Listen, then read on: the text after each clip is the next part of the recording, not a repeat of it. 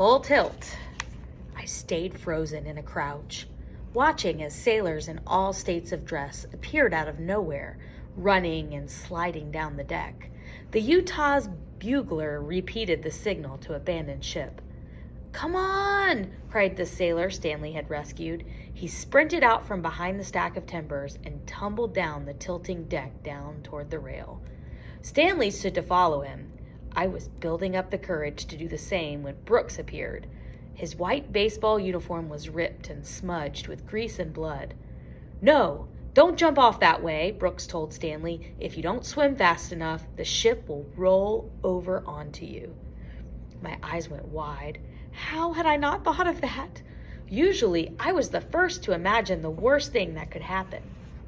But my brain wasn't working right now. All the bombs, the bullets, the screeching of the ship, and the screaming of the sailors, they made my thoughts a traffic jam, like when everybody got in their cars to leave the base at 5 o'clock every afternoon. Total gridlock. "We have to climb up the deck and jump off the starboard side," Brooks yelled. I looked at where Brooks was pointing. The deck was tilted at an almost 45-degree angle. To get to the starboard rail, we would have to climb the deck like hiking up a hill. I flinched as another Japanese Zero buzzed by, shooting at something I couldn't see. The thick, dark smoke had suddenly turned morning into night. Brooks and Stanley were already scrambling up the tilting deck. I knew I should follow them. I knew the Utah was capsizing, and me with it, but I couldn't think, couldn't move. I stayed right where I was, huddled and shaking behind the groaning, shifting stack of timbers. Brooks must have expected me to be right behind him, because he was halfway to the other side of the deck when he kept looking back and cursed. He signaled for Stanley to keep going without him and clambered back down to where I was frozen. Brooks shook me and said something, but words had lost all meaning. I stared at him like I was an alien in a comic book. His word bubble written in an alphabet I didn't understand. A stack of timbers on the other side of the ship broke loose and came thundering down the deck, taking screaming sailors with it. Brooks and I ducked as the planks crashed past us, followed by anything else that wasn't tied down. The landslide of debris clipped the pile of wood we were hiding behind and knocked it loose too. The lumber tumbled down the deck and tore through the flimsy railing, crashing down on all the fleeing sailors who hadn't swum far enough. Brooks and I looked at each other in stunned silence. It was a miracle we hadn't been swept away, and we both knew we wouldn't be so lucky next time. Brooks grabbed me by the arm and pulled. I had to follow him on hands and knees. The Utah was turning over quickly, faster than I could have ever imagined a ship could roll. The 45-degree hill we had to ascend a few seconds ago had turned into a 60-degree mountain. We used vent pipes and hatch cleats as handholds, helping each other along like rock climbers. I moved on autopilot. Once frozen into inaction, I now climbed because Brooks had started me climbing. I would have kept going all the way to the top of Mount Kia if you'd pointed me in the right direction. Choo, choo, choo, choo, choo.